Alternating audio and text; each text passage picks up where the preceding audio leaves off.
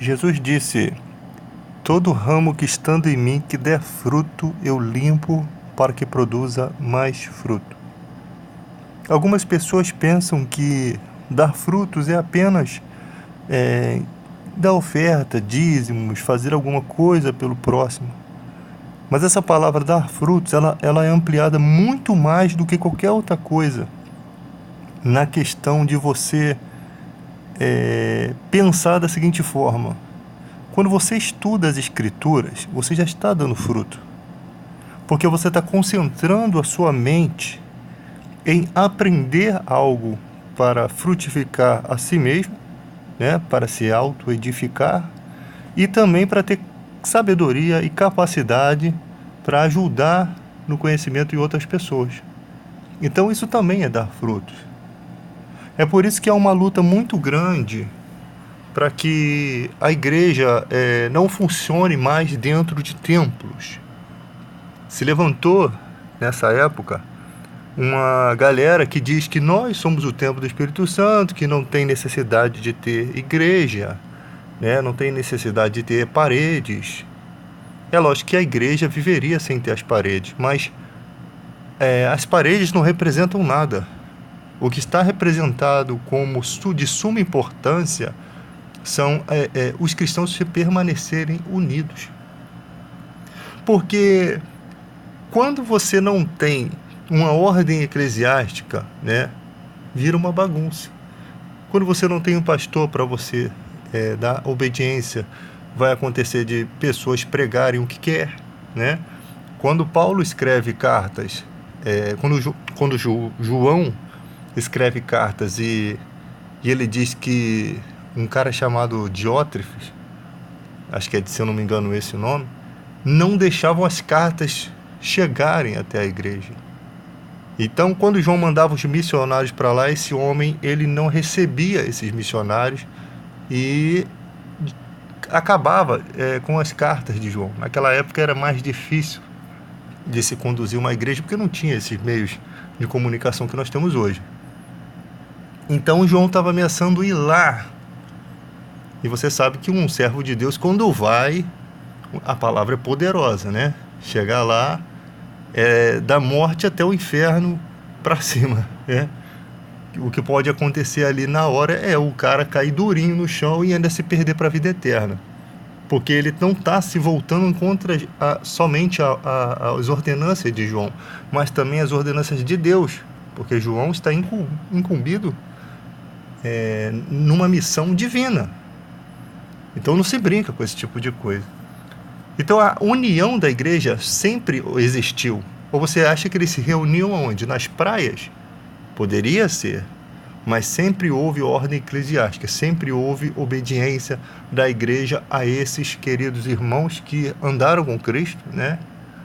E também, como Jesus ora para ovelhas de outro aprisco, né? Você vê nas últimas orações de Jesus, ele disse que haveria outro aprisco, não só os dos discípulos, mostrando que ele continuaria conduzindo a história da igreja. Então essa questão de não tem que ter igreja, vamos pregar nas praças, aí você chega lá na praça, aí uma hora o cara vai, você não sabe o que o cara está fazendo na vida, não tem organização nenhuma, não tem ordem eclesiástica, não tem nada. Ele não deve obediência a ninguém. Isso o evangelho não existe. Porque simplesmente o cara chega fala para ele, fala, você está pegando uma coisa errada. Ele pega, separa um grupo de pessoas que vai ouvir as besteiras que ele tem para falar e ele segue o caminho dele. Não tem ordem. Não tem ordem. Prega o que quer, vive o que quer. Não é assim que funciona, né? Esses dias eu estava pensando na questão seguinte, né? Nós temos várias doenças, né? Nós temos pessoas que ficam diabéticas e ficam cegas. E imagina se a gente for como cristão, nós temos essa preocupação de tentar ajudar a humanidade em alguma coisa, mas não temos tempo de pesquisar, de estudar, e talvez nem seja a nossa vocação, né? Buscar curas para esse tipo de coisa.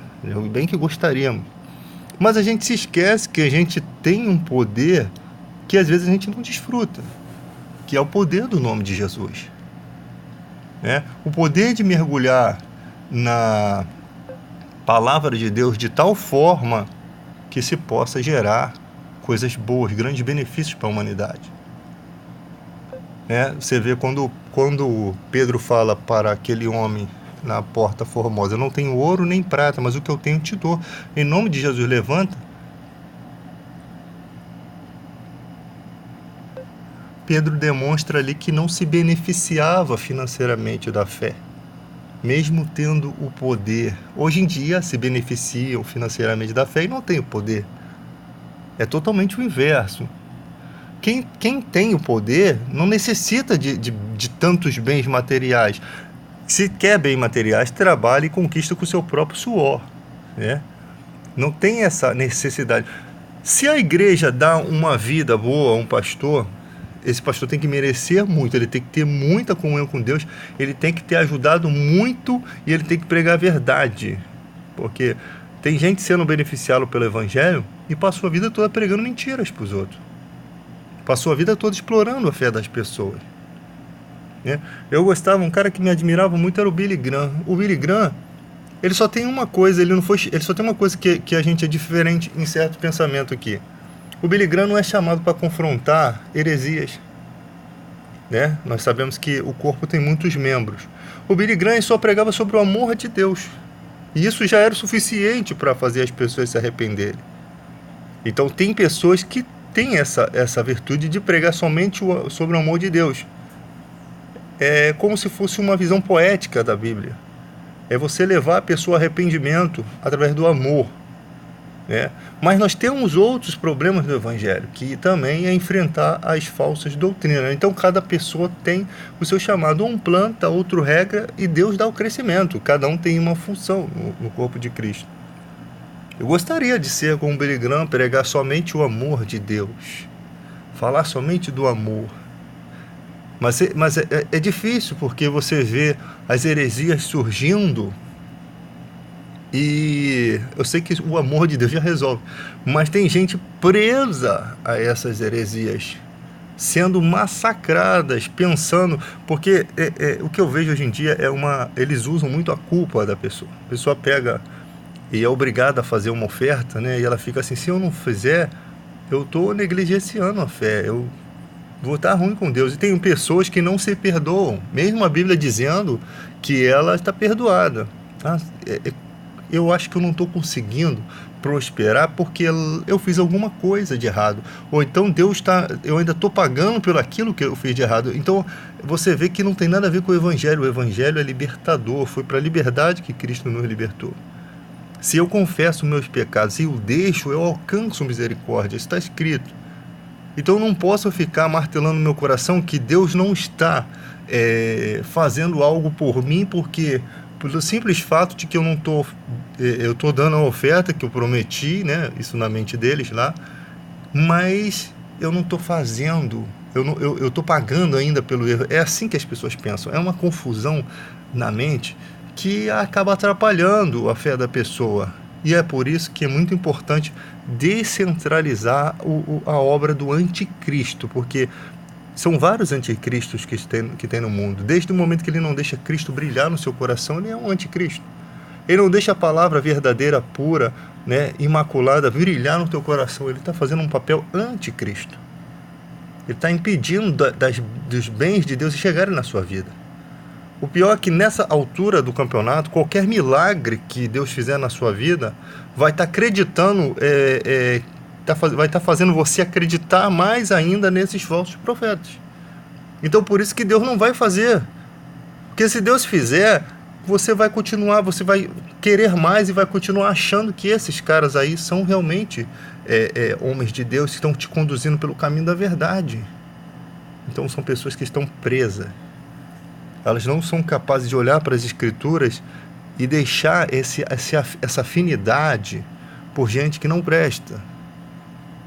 Nós não podemos ter afinidade com gente que não presta. Você vê que Jesus nem sequer dá uma palavra a Herodes. Herodes debochando: faz um milagrezinho aqui, vamos aqui, faz. Ele não estava interessado em andar com Jesus. Para que será que Deus tem que submeter a pessoas do nível de Herodes? Um cara que escarnecia da fé, um cara ruim, um cara que estava debochando? Não, pelo contrário, Deus, ele resiste aos soberbos. E resistir é simplesmente não dar nada de bom do reino de Deus para esse tipo de pessoa, nem esclarecimento, nem fazer eles verem milagre, porque não adianta. Não adianta. O evangelho não você vê que Jesus ele não cura aquelas pessoas que estão esperando o anjo agitar as águas. Ele não cura aquelas pessoas. Ele cura apenas um homem. Jesus fugia, quando ele multiplica o pão, ele fugia daquelas pessoas. Por quê? Porque as pessoas estavam mal intencionadas, achavam que Jesus, queriam declarar Jesus rei, achavam que Jesus tinha que vir, multiplicar o pão, e eles viviam a vida toda felizes com aquele pão multiplicado. Só que o que adiantaria? Jesus multiplicaria o pão, daqui a pouco eles iam fazer as farras de sempre, daqui a pouco estariam se prostituindo, e aquilo para o qual Jesus veio fazer, que é tirar o pecado do mundo, não funcionaria.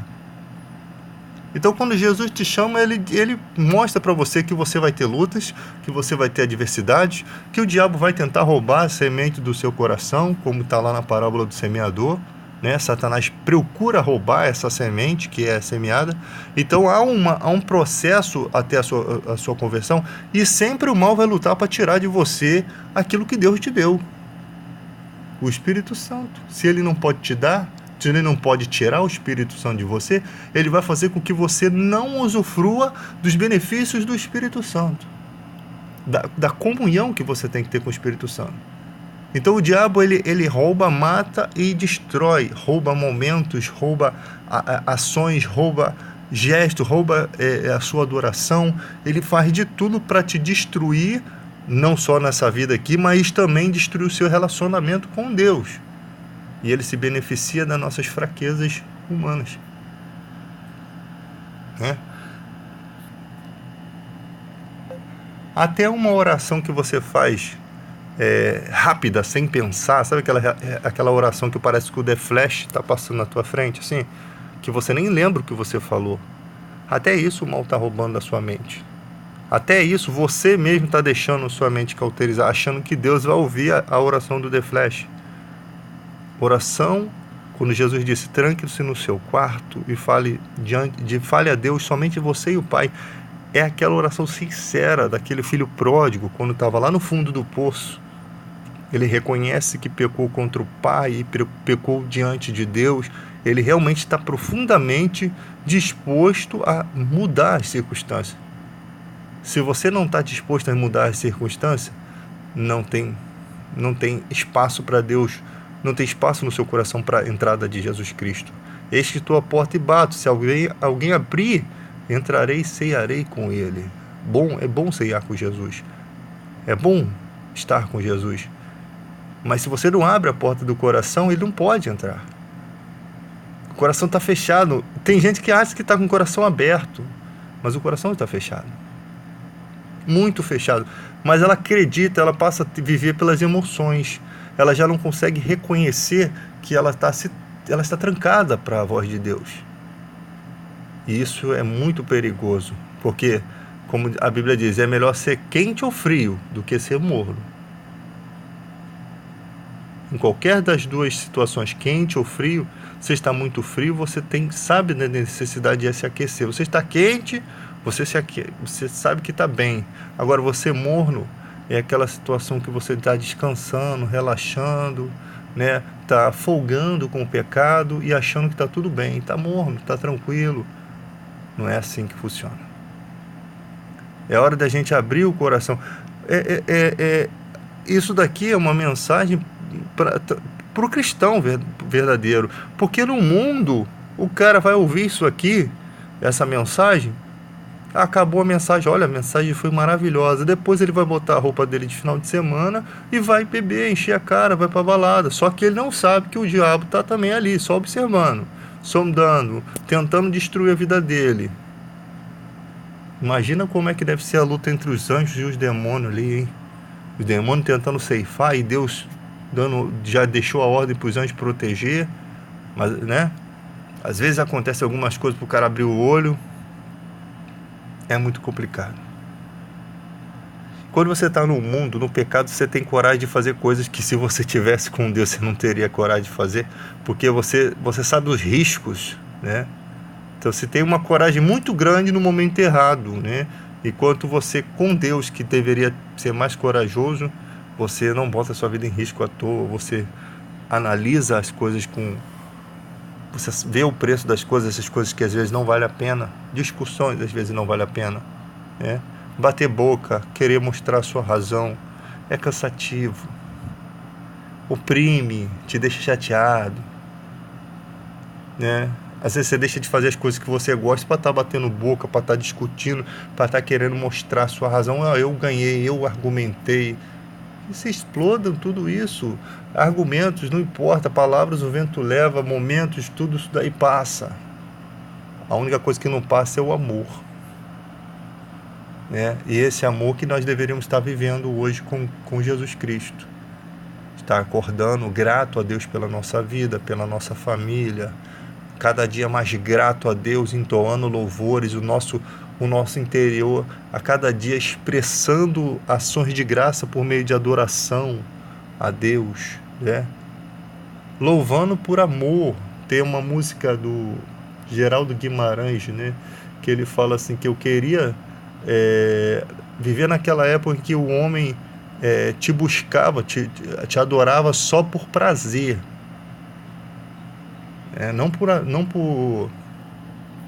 Não por obrigação, mas te buscava por prazer. E isso é muito importante.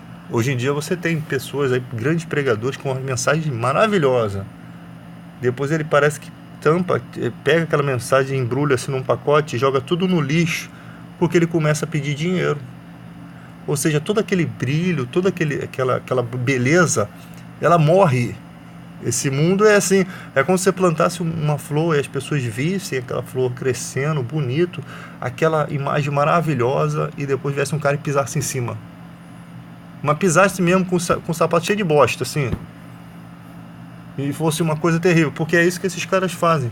Eles pregam uma mensagem maravilhosa, você se alegra no Espírito Santo, depois eles vêm e jogam água fria em cima de você, dá um banho de água fria. Começa a hora da petição de dinheiro. Ou seja, a pessoa que está aqui fora sabe que aquilo foi tudo feito miraculosamente para convencer você. Eu canso de ver comerciais aí da igreja, uma bela cachoeira, um louvor lindo de fundo musical, e aquilo ali você relaxa naquilo, né? Você olha aquela cachoeira caindo, aquelas imagens maravilhosas, né? De onde você gostaria de estar naquele momento com o seu pensamento, e não com o pensamento nas contas da Casa Bahia, né? Não com o pensamento de como você vai pagar o cartão de crédito. Você gostaria de estar naquilo ali. Então, já que você não tem como ir, porque os problemas não deixam, pelo menos a sua mente vai. Aí é aquilo maravilhoso. Daqui a pouco acaba tudo aquilo e começa a petição de dinheiro. Começa as ovelhas tirarem sua roupa e sai um lobo de dentro das ovelhas. É assim que funciona. E é tudo... Uns se deixam levar porque são tolos, e outros ficam indignados vendo toda essa parafernália gospel, o que é uma vergonha, porque nós temos no Brasil o evangelho proclamado, nós temos no Brasil o evangelho em igrejas com o evangelho verdadeiro, mas estão fazendo mau uso do verdadeiro evangelho.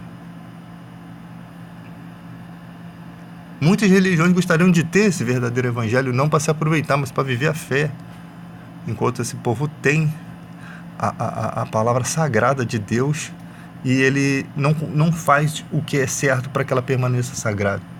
Eles tiram toda a pureza, difamam o caminho da verdade, infamam a vida de Cristo. Jesus passa a ser escarnecido porque eles mal representam a fé.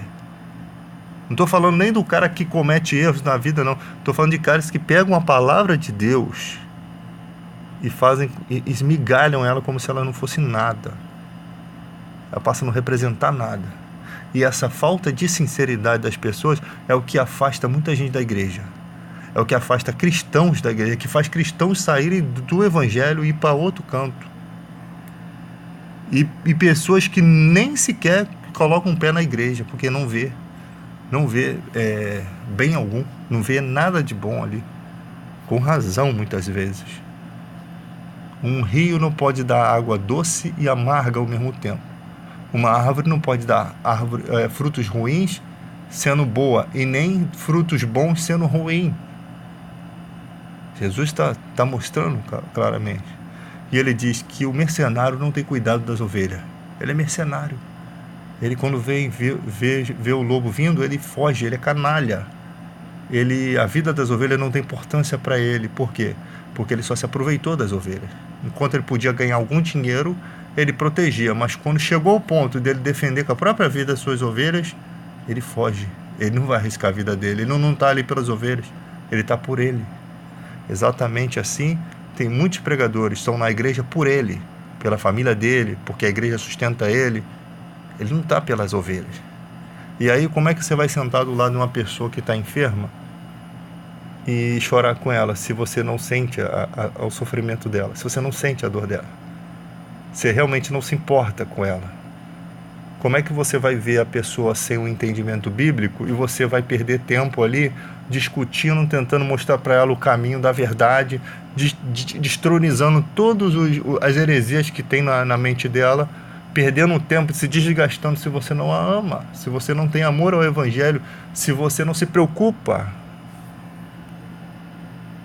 E assim segue-se o rito gospel de sempre.